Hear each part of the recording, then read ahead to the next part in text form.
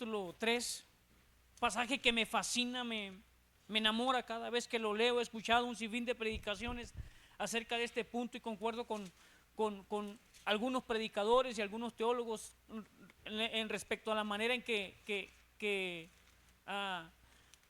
describen o se expresan desde este pasaje.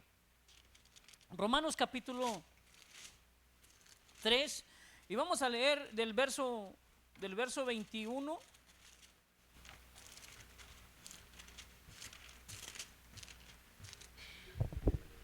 al verso 28. Vamos a leer, hermano. No vamos a ver todo el resto del pasaje, pero hasta el verso 28.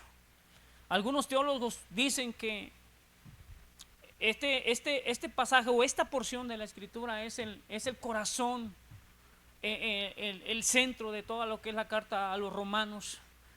Y yo creo que también es un pasaje maravilloso y quiero que lo leamos, por favor, para que me entiendan un poquito de lo que estoy hablando. Ponga atención y pidámosle al Señor, por favor, que sea Él hablando a nuestras vidas, abriendo nuestros ojos espirituales y nos permita contemplar esta preciosa palabra de tal manera que si ya somos convencidos que somos hijos de Dios, podamos seguir creciendo, y si no, que este es el día en el que el Señor cautive nuestros corazones y nos haga venir rendidos a Él, humillados, pidiendo su perdón, buscando su gracia y su favor, y que nos acepte como sus hijos. Vamos a leer, por favor, rapidito. Dice Romanos 3 del 21 al 28, dice: pero ahora, aparte de la ley, se ha manifestado la justicia de Dios, santificada por la ley y por los profetas, testificada por la ley y por los profetas. La justicia de Dios por medio de la fe en Jesucristo para todos los que creen en Él, porque no hay diferencia, por cuanto todos pecaron y están destituidos de la gloria de Dios, siendo justificados gratuitamente por su gracia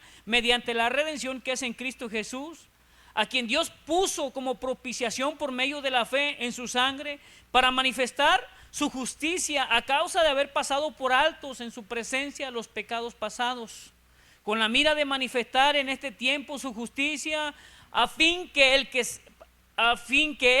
sea justo y el que justifica al que es de la fe de Jesús. ¿Dónde pues está la jactancia? Queda excluida. ¿Por cuál ley? Por la de las obras, no, sino por la ley de la fe. Concluimos pues que el hombre es justificado por fe sin la sombra de la ley. Vamos a orar. Padre, gracias te doy esta tarde, Señor, tus bendiciones, tu favor, Señor. ¿Cómo no agradecerte? ¿Cómo no reconocer, Señor, que todo lo bueno que hay en nuestra vida o lo que hemos logrado ha sido por tu gracia, Señor, por habernos abierto los ojos, Señor, y haber puesto en nuestro corazón la fe en tu Hijo Jesucristo, reconociéndole a Él como el único mediador, como el único Padre, Cordero perfecto, Señor, el cual fue acepto, Señor, por la culpabilidad del hombre, Señor, en el cual fueron depositados, si bien todas nuestras culpas, pero también a través de su sacrificio, Señor, todos aquellos que hemos creído verdaderamente. Tu palabra nos dice que hemos sido justificados delante de ti, Señor. Hemos sido perdonados, hemos sido absueltos de toda la culpa, Señor. Y hoy disfrutamos de esa libertad, de esa bendición, de ese privilegio, de ese honor tan grande y tan maravilloso de podernos acercar ante el trono de tu gracia, Señor, y ser aceptos, no siendo rechazados, ya no enemigos, ya no, Padre, alejados de ti, sino cercanos ahora, Señor. Gracias por tu Hijo Jesucristo y por su obra en la cruz del Calvario, Señor. Si bien no fue fácil, pero fue el único medio por el cual, Señor, hoy tu pueblo está reunido, Señor, en este día en especial, a lo largo y ancho de nuestro planeta, Señor, adorándote, exaltándote, glorificándote como el único y suficiente Salvador, mi Señor. Padre, usa este siervo inútil esta tarde y te ruego que seas propicio, Señor, a nuestra vida, que confortes hoy nuestros corazones, alientes nuestras vidas, Señor, y nos permitas contemplar tu gloria en la faz de tu Hijo Jesucristo. Que podamos, Señor, comprender todo el costo, Señor, de la cruz, Señor, que nos fue imputado o que le fue imputado a tu Hijo para absolvernos, Señor, y poder vivir, Señor, en esa plenitud de la libertad, Señor, de la salvación.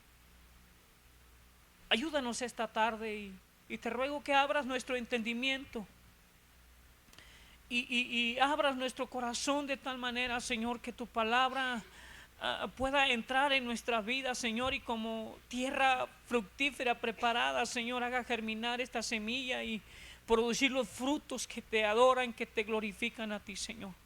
Gracias por la vida de mis hermanos y mis hermanas que están aquí.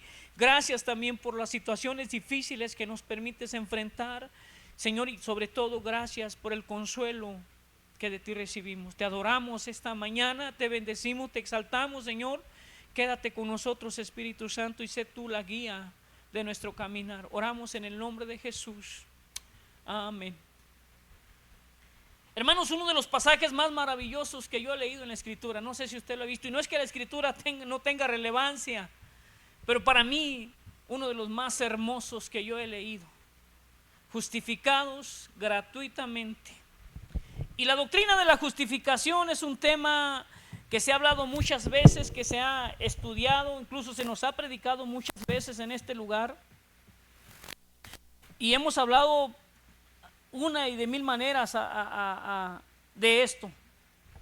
Y les decía hace un momento, algunos teólogos dicen que estos pasajes tiene una teología tan profunda acerca del Evangelio, la obra de Jesucristo en la cruz y sus beneficios que se derivan de ese Evangelio, la justificación, la redención y la propiciación. Es algo que nosotros debiéramos conocer como hijos de Dios, aquellos que ya tenemos tiempo en la iglesia. Es algo que nosotros debiéramos comprender, lo que esto significa para nuestras vidas. Hemos sido justificados y ahorita vamos a ondear en el tema en cuanto a la etimología de la palabra, pero yo quiero que usted esté atento y expectante y que Dios sea el que abra nuestras vidas una vez más para convencernos y hacernos ver todo lo que Él hizo. La ley nos habla de este pasaje y dice que para ahora, aparte de la ley, se ha manifestado la justicia de Dios testificada por la ley y por los profetas. Si usted ha leído o lee el Antiguo Testamento, se dará cuenta, y ya lo hemos dicho otras veces, el Antiguo Testamento es simbolismo de Jesucristo. Todo el Antiguo Testamento y la predicación de los santos profetas que en nombre de Dios hablaron a lo largo de la historia del Antiguo Testamento señalan a este punto, a Jesucristo. No es que Jesús haya nacido en el tiempo de nuestra era como algunos le determinan. No, él era Dios desde la eternidad, pero el suceso de cumplirse la promesa de ese Mesías que habría de venir y que había de llegar y habitar entre los hombres se estaba cumpliendo. Y el Antiguo Testamento narra cada uno de sus pasajes, si los lee, los estudiamos detenidamente, nos daremos cuenta que apuntan a la obra redentora de Jesucristo.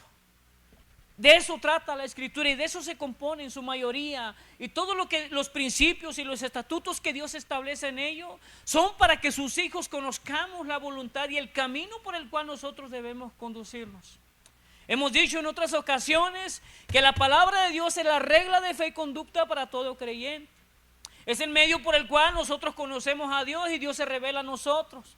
Es el medio por el cual usted y yo hemos conocido la salvación, hemos crecido y estamos desarrollando ese crecimiento hacia la perfección con la mira del retorno de nuestro Señor.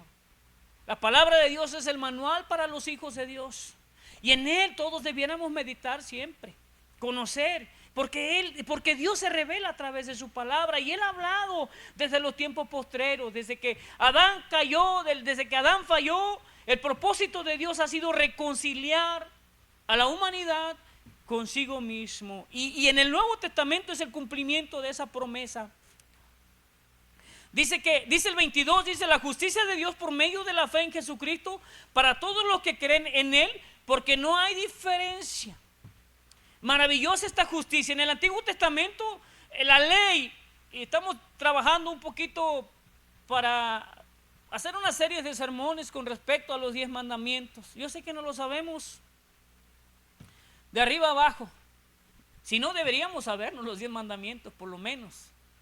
En la iglesia tradicional, yo recuerdo, no fui mucho tiempo cuando era niño, pero fue lo primero que me enseñaron, los 10 mandamientos. No los han entendido, no los han percibido cómo son o cómo se deben vivir. Porque si solo entendieran el primero y el segundo mandamiento, se darían cuenta de que su religión es idolatría, se ha vuelto idolátrica en la religión tradicional. Ellos adoran imágenes y es algo que Dios aborrece. Pero fue lo primero que a mí me enseñaron cuando tuve la oportunidad de ir a la iglesia en ese tiempo. La justicia de Dios por medio de la fe en Jesucristo para todos los que creen. Porque no hay diferencia. Para Dios no hay una acepción como tal en las personas. Toda la humanidad, desde que Adán pecó, se nos imputó su culpabilidad de pecado. Pero todos somos aceptos delante de Dios, no por nuestros méritos, sino por los de Cristo. Toda la humanidad puede venir a Dios. Toda la humanidad puede acercarse, pero solamente a través de este medio de Jesucristo. Y la ley se dio para los hijos de Israel para que vivieran en armonía con Dios, para conocer a Dios, para obedecer a Dios, para servir a Dios. Desafortunadamente, el pueblo de Israel se desvió y vivió pensando que cumplir los 10 mandamientos era el medio para alcanzar el favor de Dios. Jesucristo le recrimina esta postura posteriormente. Pablo habla mucho acerca de ello, que nadie puede cumplir, nadie puede perfectamente cumplir con estos requisitos. Solamente uno, Jesucristo. Y eso es lo que ahorita vamos a hablar en los siguientes versículos. Pero para Dios no hay acepción de persona. Y sabe, en el tiempo que estuve enseñando a los niños que Dios me ha permitido ser maestro, como padres tenemos un problema en la enseñanza muchas veces de nuestros hijos. Tocamos el tema acerca del amor de Dios, pero el amor de Dios hacia nosotros y hacia los demás. Y algunos niños me impactó su reacción cuando hablamos acerca del homosexualismo y del lesbianismo y del asesinato. Porque muchos de ellos tienen la idea de que Dios no ama a los homosexuales. O sea, que Dios no los puede perdonar, que nosotros no debemos de amarlos porque son malos. Y me impresiona porque son nuestros hijos de la iglesia. Algunos de nosotros somos padres de años en el evangelio. Y muchas veces nosotros en nuestra enseñanza o nuestra cosmovisión, al transmitírsela a nuestros hijos, marcamos diferencias, hacemos acepciones de personas y seleccionamos quiénes sí y quiénes no. Y nuestros hijos crecen con esa idea. Entonces, ¿dónde está el amor de Dios para el perdido? Porque yo tenía que explicarles, y a veces de verdad que son tan inteligentes nuestros hijos que nosotros minimizamos la manera en que tienen para preguntar o cómo entienden las cosas. Y es donde nosotros deberíamos enseñar a nuestros hijos. Es donde nosotros deberíamos, y muchas veces el pastor nos ha predicado acerca de que la tarea de educar a nuestros hijos es de los padres. La responsabilidad de inculcarles el evangelio es nuestra, no de escuela dominical, no del pastor, no de la iglesia, no de los eventos, sino de nosotros mismos. Pero para poder enseñar a nuestros hijos como padres debemos de ondear en la escritura, de conocer la palabra de Dios. Y Pablo dice aquí en este pasaje que no hay acepción de personas, no hay judío, no hay griego, no hay gentil para la aceptación. Y no estoy hablando a través de la persona en sí como persona, sino a través de la obra de Jesucristo. Para Dios, cuando nos ve a nosotros, ve a Cristo por medio de la fe. Entonces nosotros tenemos que entender bien por qué hemos sido justificados. El 23 dice que todos hemos pecado y estamos destituidos de la gloria de Dios. Y muchas veces este pasaje lo hemos leído fuera de contexto. Lo usamos para predicar el evangelio. Sí, todos somos culpables. Nadie merece el reino de Dios. Nadie merece el amor de Dios. Nadie merece el perdón de Dios. Porque todos estamos descalificados. No hemos podido. Tendríamos que cumplir la ley perfectamente. Y quiero ondear un poquito en ello, porque la ley es la que nos condena a nosotros. Pero también la ley es el medio por el cual son los reglamentos o los lineamientos por los cuales debemos conducirnos. No es que Dios nos hizo libres de la ley y ya no tenemos que cumplirla. No, al contrario, nuestro espejo es la ley, hermanos, por la cual nosotros debemos de regir nuestras vidas. Y no es para alcanzar el favor de Dios, ya lo hemos alcanzado como hijos de Dios, sino para evidenciar que somos hijos de Dios. ¿Sí? Si usted platica con la mayoría de la gente que no, que cree que la salvación o el favor de Dios se gana con acciones, con buenas obras, usted se dará cuenta que la mayoría, si no es que la mayoría de la humanidad, he visto acerca de los musulmanes sobre todo, ellos tienen una convicción firme, y para ellos el Corán es la máxima autoridad, Alá es su Dios. Y ellos piensan que, muchos de ellos cuando son extremistas, piensan que matando infieles o matando gente es como agradan a su Dios. Y si tú le preguntas incluso a los mismos judíos, ellos te dirán que porque cumplen la ley de Dios, por ellos han alcanzado el favor de Dios. Le preguntas a un católico romano y también te dice lo mismo. Le preguntas a un testigo de Jehová y también va por lo mismo. Hay que hacer obras. Hay que ganarnos el favor de Dios mediante nuestros esfuerzos, mediante nuestro conocimiento, mediante lo que nosotros podemos hacer para Dios. Pero cuando le preguntas a un cristiano genuinamente, tú te das cuenta que es gracia nada más. Él reconoce que es pecador, él reconoce que es falto, él reconoce que delante de Dios no puede justificarse por sí mismo, no puede acercarse a Dios. Él es culpable y merece condenación, pero ¿sabe? Que ha recibido un favor inmerecible, una gracia de parte de Dios, y eso es lo que lo lleva a vivir como hijo de Dios. Eso es lo que lo lleva a la seguridad de tener una salvación postrera, de tener una salvación genuina, una salvación verdadera. No es en sus méritos, no es en su trabajo, no es en su fe, ni siquiera en sus obras, es en eso. Pero muchas veces nosotros también como creyentes hemos enfatizado muchas veces esto. Y es cierto, Santiago habla acerca de las obras, pero no son el medio de salvación, son resultados de la salvación. Las buenas obras. No significa que soy cristiano y ya no tengo que hacer. No, son evidencias. Es la manera, es el fruto del cual yo puedo a reflexionar o mirarme si realmente he cambiado, si mi vida ha sido transformada. Yo te pregunto esta tarde, hermano, si pudiéramos voltear un poquito al pasado, aquellos que somos creyentes, que el Señor nos alcanzó a cierta edad, incluso ustedes como hijos que nacieron, algunos de ustedes han nacido en cuna cristiana y desde bebés han estado en el techo, en el seno de una familia que teme a Dios. Pero si nosotros reflexionamos un poquito hacia unos años atrás, podemos notar una diferencia. ¿O seguimos viviendo iguales? ¿Hemos cambiado o todavía el Evangelio no ha hecho esa transformación en nuestras vidas? Yo les he hablado de mi vida pasada. Y si yo volteo atrás me he dado cuenta que por la gracia de Dios ya no soy el mismo. ¿Sí?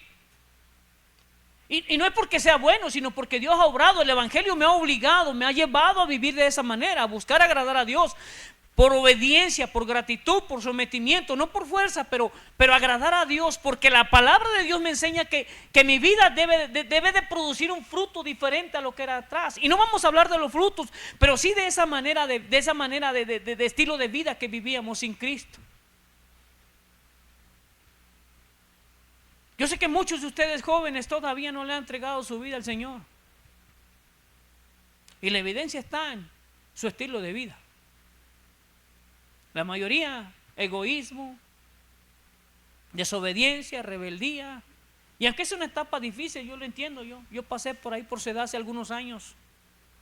Y yo sé que lo que no es estar de acuerdo con tu papá cuando algo no te gusta. Pero ¿cómo reaccionas como hijo de Dios ahora? Estás honrando, estás amando, estás sometiéndote a tu papá por amor y gratitud. No porque lo tienes que hacer. Como esposa, como esposo. ¿Cómo estamos viviendo? ¿Ha habido un cambio? Porque eso es lo que hace la gracia de Dios en nuestras vidas. Dice el 24, siendo justificados gratuitamente por su gracia, mediante la redención que es en Cristo Jesús. Justificados gratuitamente. La justificación tiene que ver con términos legales, hermanos. Es un término que se usa en los tribunales. Cuando se determina si es culpable o inocente, se le imputa la justicia de acuerdo a los testigos y a las investigaciones que se hacen. Tristemente en nuestro país, no quiero hablar de él, pero desafortunadamente no se cumplen las leyes como debieran cumplirse. Pero hablando en estos términos, en esta doctrina de la justificación, se maneja mucho de esta manera. El juez determina si absuelve o no absuelve al culpable de acuerdo a las investigaciones que se han hecho. Y un juez justo no puede soltar a un homicida que se le ha comprobado que ha asesinado y decirle que porque es bueno él puede soltar a la persona. Sería un juez injusto, un juez malvado, un juez perverso. O aquel que se deja a comprar con dinero, que sabe que la persona es culpable y aún así le da la libertad. Pero el tema de la justificación es algo extraordinario y profundo, hermanos. Y a lo mejor no vamos a llegar a todos los términos a tal profundidad, pero sí quiero en palabras sencillas, con claridad, explicar un poquito acerca de la justificación. Dice que nosotros, toda la humanidad, sin acepción alguna, somos pecadores. Desde que Adán murió se nos imputó ese pecado. Y todo el pecado merece el mismo castigo. No es como nuestras leyes, ella tiene requisitos para condenar de acuerdo a la gravedad del delito. Pero para con Dios no. Dios dice que pecado es infracción de sus mandamientos, que el quebrantamiento de sus leyes, la desobediencia. Y en nuestra humanidad, ¿quién de ustedes quería buscar a quién de ustedes más bien vino a Dios porque sí? Nadie, ¿verdad? Todos venimos a Dios porque algunos ya no aguantamos la situación que vivíamos, estábamos hasta aquí de nuestros problemas, de nuestros vicios, de nuestras situaciones. Algunos la amargura, la tristeza, el dolor, todas las situaciones y circunstancias que como seres humanos enfrentamos en la vida, pues vivimos en un mundo caído. ¿Sí? Pero todos somos culpables delante de Dios. No hay, dice el 23, no hay justo ni aún uno, no hay quien haga el bien, dice el salmista. Todos se desviaron, todos se apartaron, todos hicieron lo malo. Eso es lo que éramos sin Cristo. Todos nosotros nos desviamos. Las mentiras más blancas son tan aborrecibles como el aborto delante de Dios, como la madre que mata a sus hijos, ¿sí? Como el padre que viola a sus hijos. Son aborrecibles, así son nuestras mentiras, así son nuestras justificaciones. Cuando queremos justificar el porqué de las acciones que tomamos o hacemos sabiendo que no son correctas. Pecado de Dios es pecado y debiéramos entender la gravedad, lo ofensivo.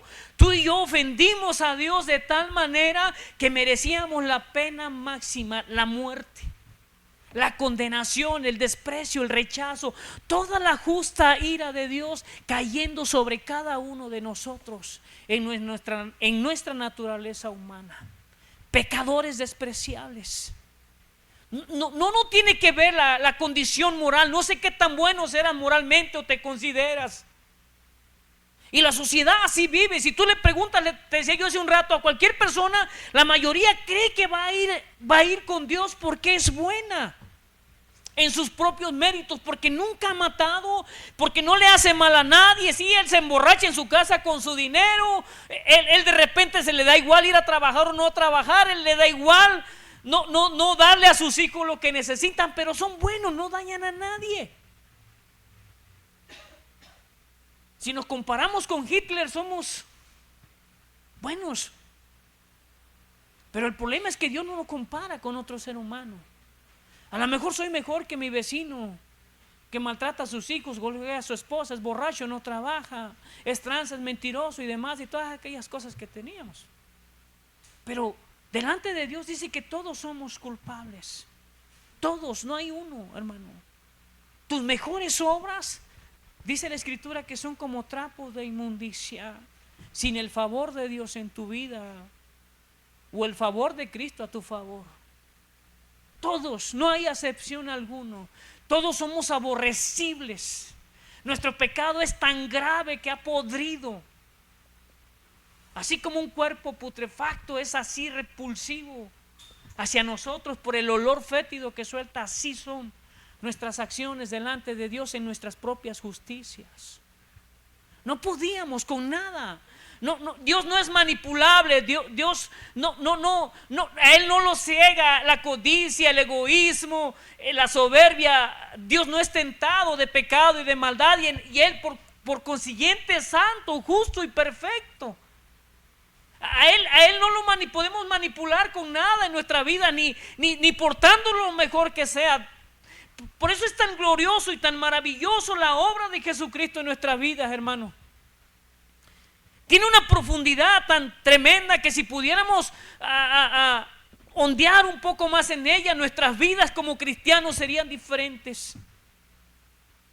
No tendríamos que tomar 20 minutos del servicio para hablar de ofrendas y diezmo. Todos lo haríamos con libertad y sabríamos que Dios es dueño de todo lo que tenemos, que Él es digno de que le adoremos. Pero si Dios, que es justo, perfecto, santo, ¿cómo me perdona a mí que soy tan malvado y miserable, o que era tan malvado y miserable hablando sin justicia? Dios no podría perdonar, Dios, nuestra vida nada más porque sí, porque nuestro pecado atienta contra su integridad, contra su justicia. Es por ello que es tan importante la obra de Cristo a nuestro favor, hermanos. Dice que la justicia de Dios por medio de la fe en Jesucristo para todos los que creen en Él, porque no hay diferencia. Por cuanto todos pecaron y estamos destituidos de la gloria de Dios, hemos sido justificados gratuitamente por su gracia mediante la redención que es en Cristo Jesús. Fuimos justificados mediante la fe por su gracia. Fuimos declarados totalmente libres. Si éramos así tan miserables, tan pecadores, ¿cómo es que Dios ha justificado por su gracia mediante la redención en Cristo Jesús? La redención tiene un término, hermanos, que se usa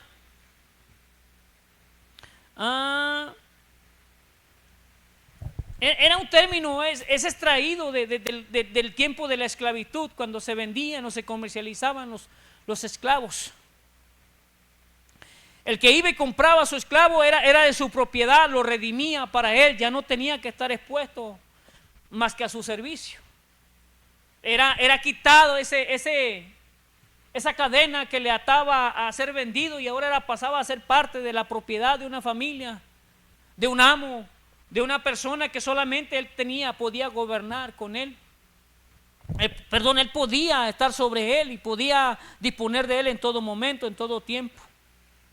De alguna manera nosotros también hemos sido redimidos.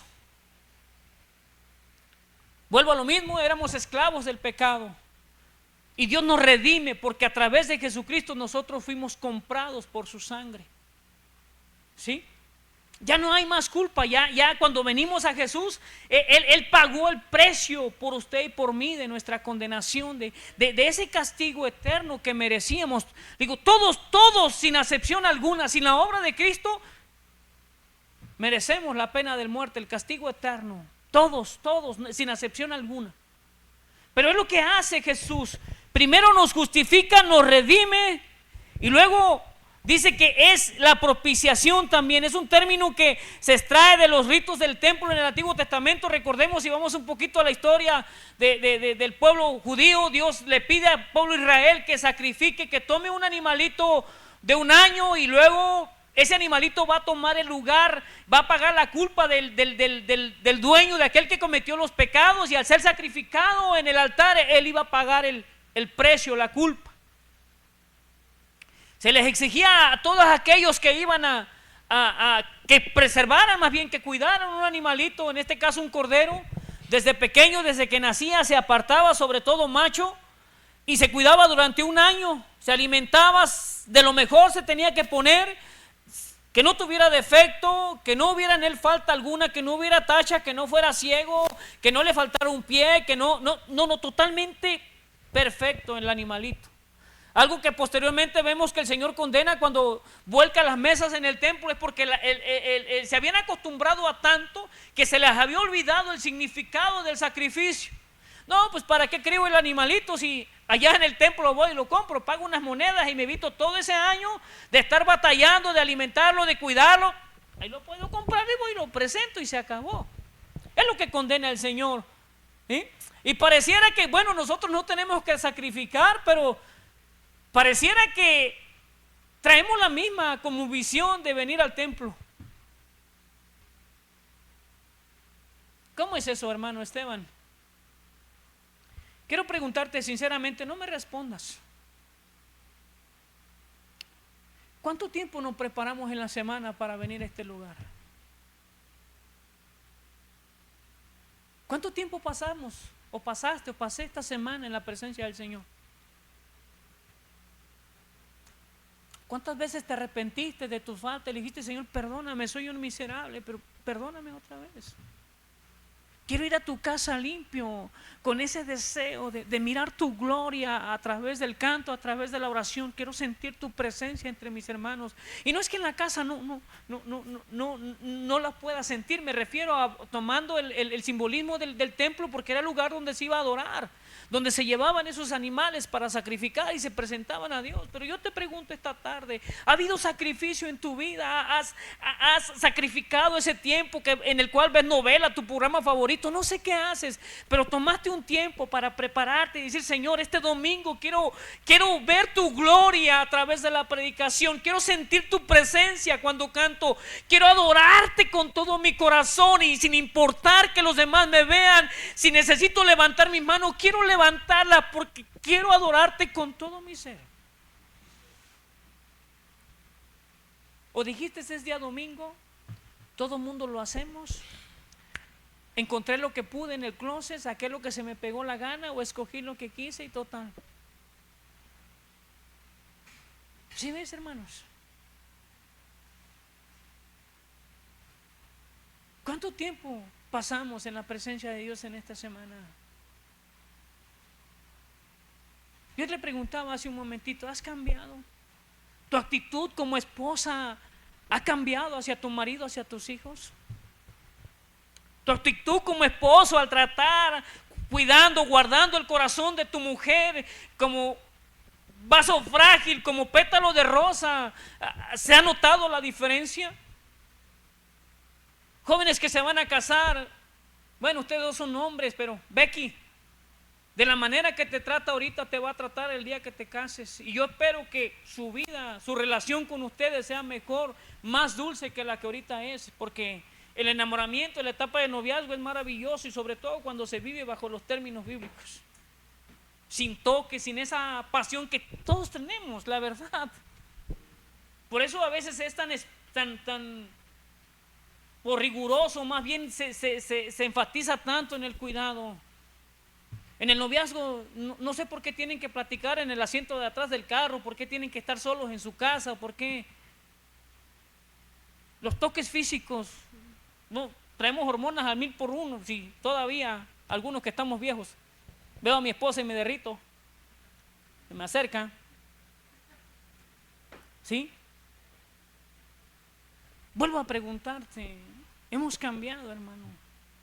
Porque lo que hace nuestra vida diferente es nuestra comunión con el Señor, nuestro sometimiento, nuestro temor, nuestro respeto, nuestra reverencia. Qué triste es cuando mi hijo, al cual yo crié con todo mi amor y cariño, le he dado todo lo que puedo, pero él hacia mí su respuesta es de desprecio, de rechazo, de vergüenza. ¿Cómo podría yo ser orgulloso de mi hijo?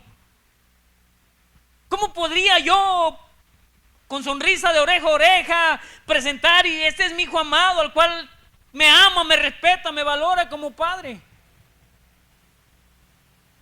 ¿Qué piensa Dios de nuestra adoración, de nuestra relación con Él? La evidencia de que somos hijos de Dios es porque hay una transformación en nuestra vida. Cada día buscamos ser diferentes, pero solamente allí, reconociendo que Dios, siendo santo, justo y perfecto, tomó al Cordero, a su único Hijo preciado, amado, y lo entregó por mí para que yo a través de Él tuviera comunión con Él. Digno de muerte, despreciable, merecedor total de la justa ira de Dios sobre mi vida, pero hoy en lugar de condenación tengo perdón, tengo amor.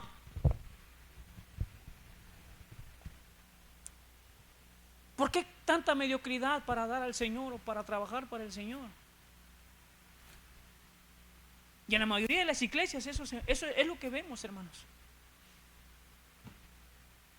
En la mayoría de las iglesias. Y yo estaba orando este día y yo le preguntaba al Señor: Señor, el servicio que te damos ¿es la correcta la manera en que venimos? Nos sentamos, cantamos, leemos, oramos, volvemos a cantar, pasen al altar y tenemos 30 segundos porque se nos va el tiempo, tenemos que irnos. Me preguntaba yo si de acuerdo a la cultura hebrea eso era lo que se hacía en el templo. Porque se nos ha venido heredando esta situación. Los tiempos han cambiado. Y vamos a la iglesia primitiva, dice que ellos se reunían en casa, pasaban horas, tiempo adorando al Señor, cantando, conviviendo, compartiendo. Donde todo lo que cada uno tenía sabía que no le pertenecía, porque le pertenecía a Dios y era para compartir y dar a los demás. Los tiempos han cambiado definitivamente, pero yo veo que la palabra de Dios sigue siendo fiel, sigue siendo la misma. Dios no ha modificado nada, porque Él lo estableció desde antes de los tiempos y así ha permanecido por la eternidad.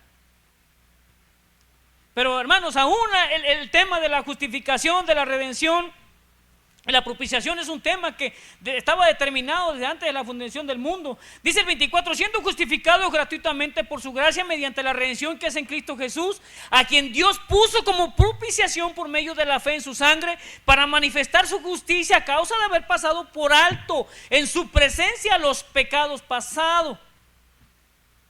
¿Ve qué maravilloso? Otra vez, siendo justificados gratuitamente. ¿Cuánto pagaste, hermano, para formar parte de la familia de Dios?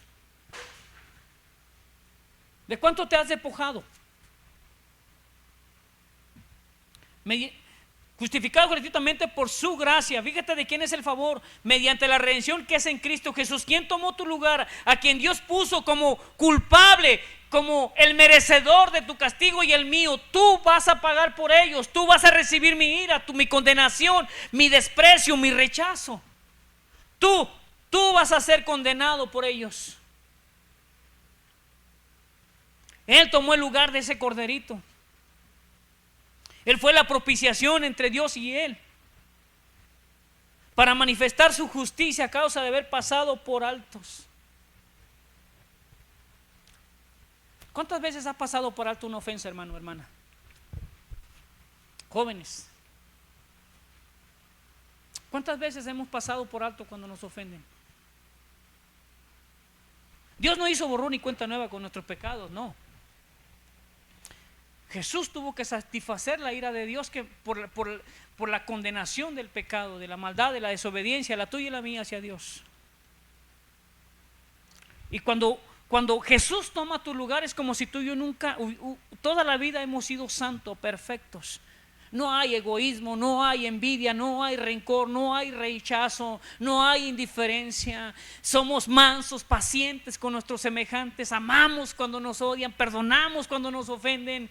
Una y otra vez estamos poniendo nuestra mejilla para que, a pesar de que si no han entendido, vuelvan otra vez a pisotearnos.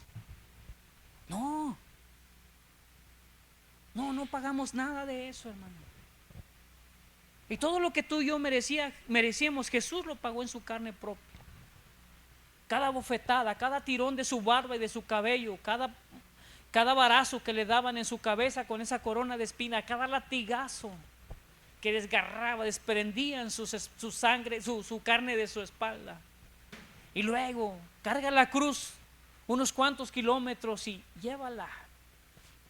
Y como un miserable que merecía todo el desprecio por haber hecho lo que hizo, fue colgado en el madero.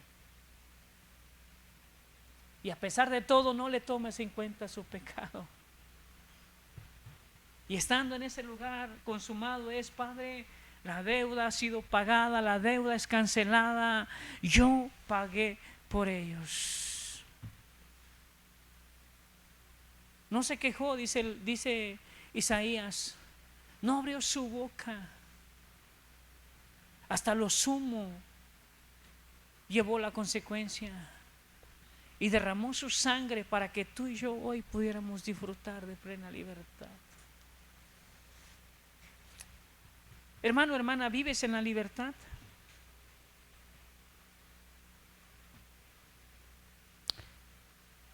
Fuimos perdonados de nuestros pecados pasados con la mira de manifestar en este tiempo su justicia, a fin de que Él sea el justo y el que justifica al que es de la fe en Jesucristo.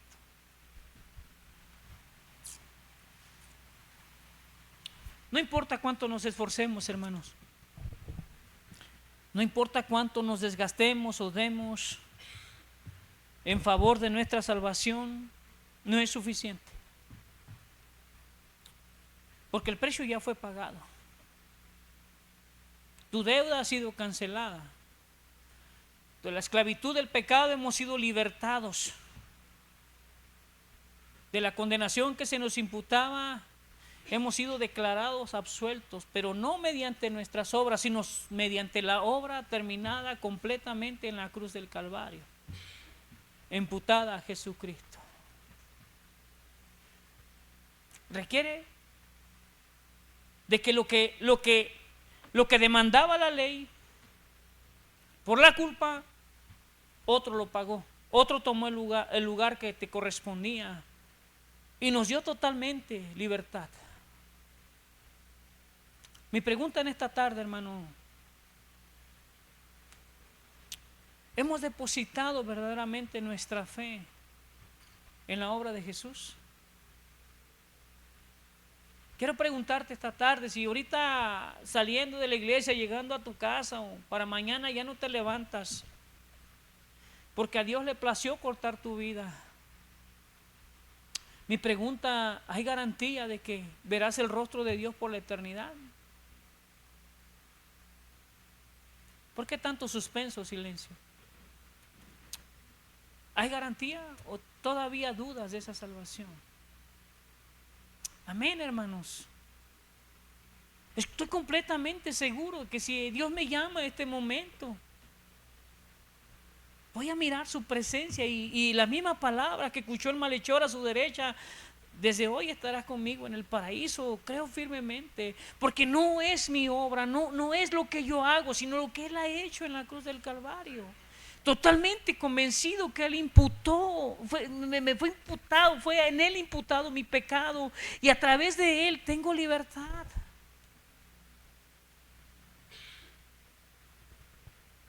Porque si esto es verdad, hermano, yo quiero decirte algo esta tarde. Somos perfectamente amados delante de Dios. Perfectamente, completamente, total y absolutamente. Y no tiene que ver nada con tu desempeño, con tu sabiduría, con tus logros, con tus acciones. Eres completamente. No parcial, no es que todavía te falte un poco, no, estás completamente absuelto de tu culpa. Y si hoy, mañana, pasado, en un año, en 10, en 20, en 100 y el Señor no regresa, yo tengo la seguridad que veré el rostro de mi Señor, pero no en su ira, sino en su amor. Y no vas a ser ni vamos a ser más amados de lo que ya somos. ¿Sí? Dios no tiene consentidos, tiene hijos a los cuales Él ama, a los cuales Él no es que les da más a unos más que a otros, no, definitivamente delante de Dios no hay una acepción como tú y yo como padre a veces diferenciamos entre hijos. Dios no, nos ve de la misma manera y el mismo deseo, el mismo anhelo que tiene para cada uno lo tiene para todos. Si hoy mueres, ten la garantía y la seguridad que ya no más de esta vida. ¿Por qué vivir nuestra vida en desesperación, en desaliento, en descontento? ¿Por qué vivir nuestra vida preocupada? Si en el amor de Dios es absoluto, lo es todo, hermano. Estamos completos en Él. No te desanimes porque hay situaciones difíciles. Ve la salida, siempre Dios tiene una solución. Dios siempre tiene una respuesta. No es que Él se la haya olvidado. Y yo he experimentado en mi vida que cuando te sientes que Él se separa, es para que aprendamos a depender de Él, que tu vida, todo lo que tú eres en esencia, todo lo que tú sueñas, no dependa de lo que puedes hacer, sino de lo que Él ya hizo. Que mi sustento, mi fuente de poder sea la obra de Cristo a mi favor, a tu favor, hermano. Eso debe ser alentador a nuestras vidas. Él dice que está por nosotros. Él siempre está sacando la cara. Él siempre va delante de ti y de mí, abriendo ese camino en el cual tú y yo vamos a caminar, para darnos con seguridad la libertad, el gozo y el consuelo de todo lo que en esta vida se opone.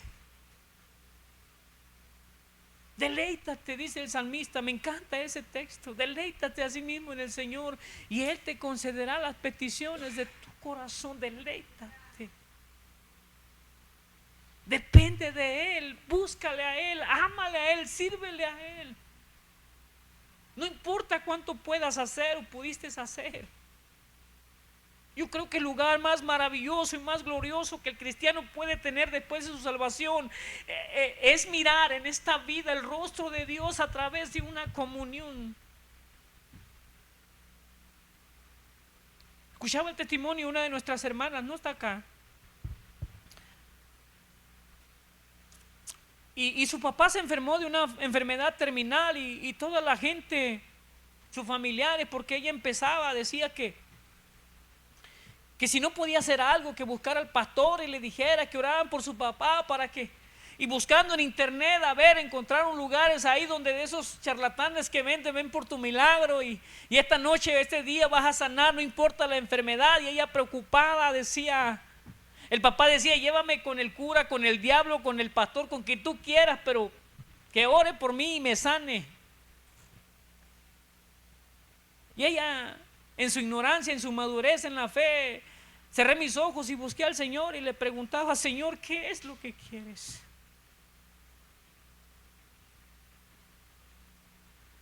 ¿Qué hago? ¿A dónde voy? ¿A quién corro? Nunca había escuchado que Dios hablara a mi vida, dice, y ese día Dios manifestó su voluntad y me dijo, tu papá no necesita ser sanado. Estoy parafraseando, necesita a Cristo, porque me ha ofendido, porque me ha faltado, su pecado es aborrecible. Y cuando yo encaré a mi papá, decía, todos se me echaron encima, no está para que reciba esas cosas, está muriendo, mira, porque todos somos buenos cuando hemos muerto. Nuestra cultura respeta más a los muertos que a los vivos. Tan bueno que era en su vida, dicen la mayoría, ¿no? Y pude sentir sin tener una experiencia, sin haber orado antes, busqué el rostro de Dios y pude concertar que Dios es real. Que Dios te responde cuando tú le buscas con el corazón. ¿Cuál es tu mayor incertidumbre esta tarde? ¿Cuál es eso que te tiene apretado, presionado ahí? Tu corazón, así que a veces está la desesperación que no puedes respirar siquiera y estás preocupado por qué vas a hacer, cómo vas a solucionar ese mundo de problemas que ha venido.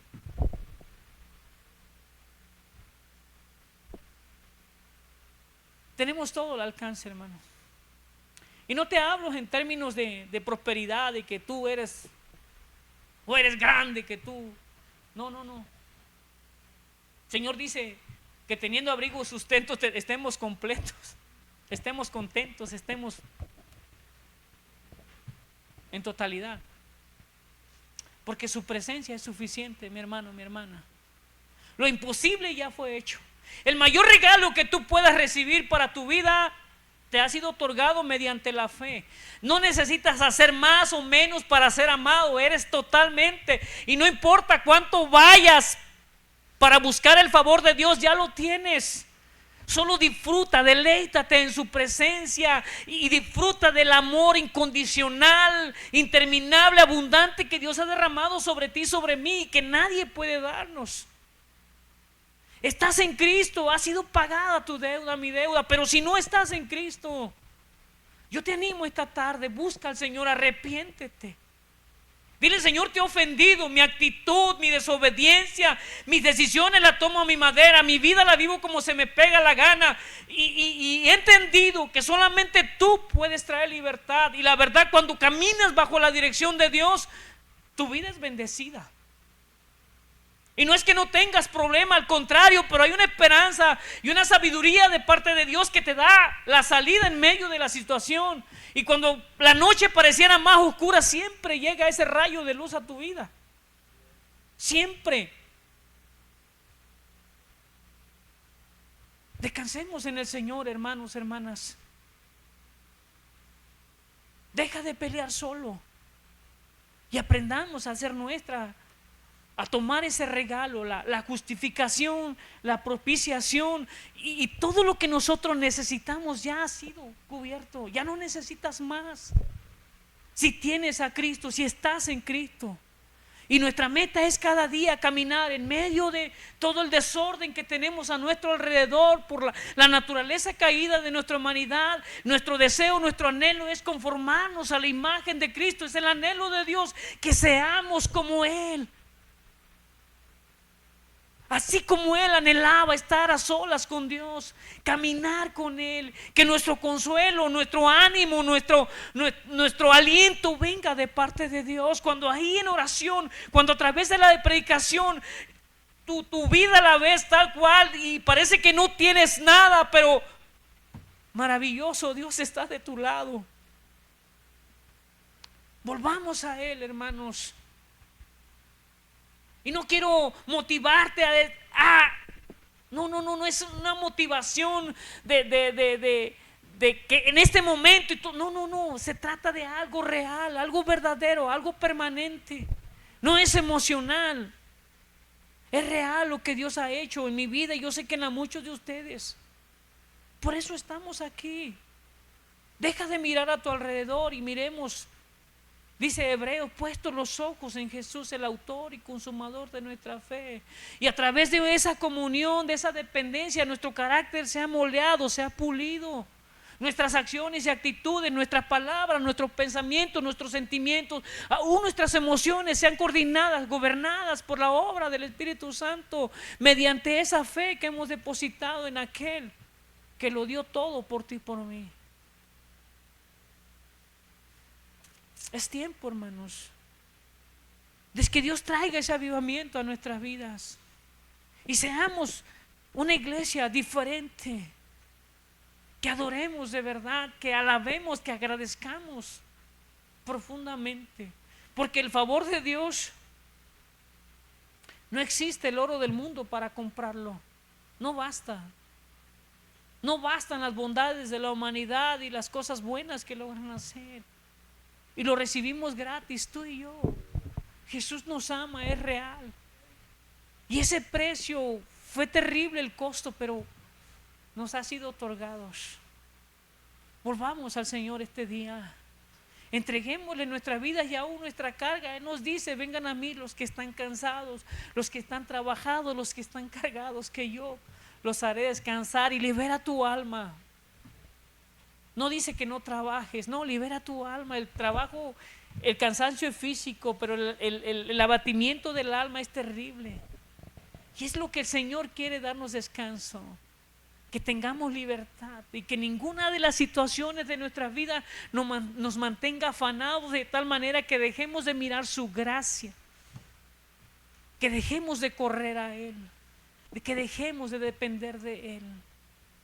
Que sea Él obrando en nosotros y aprendamos a vivir esa vida que Él demanda de cada uno de nosotros en medio de las situaciones que vamos a vivir o vamos a enfrentar. Dios te ama, hermano. Dios quiere comunión contigo, quiere tener comunión contigo, anhela que sus hijos corramos a Él, caminemos con Él, dependamos de Él, vivamos para Él. No solo aquí, sino que cada día en nuestras vidas podamos buscar su rostro, para que cuando vengamos aquí podamos contemplar su gloria, podamos ver su rostro. lleno de gozo y alegría, dándonos su bendición, dándonos su protección, dándonos de su gracia para cada día.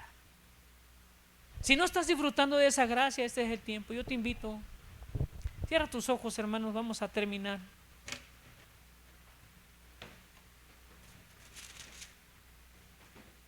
Gracias, Señor.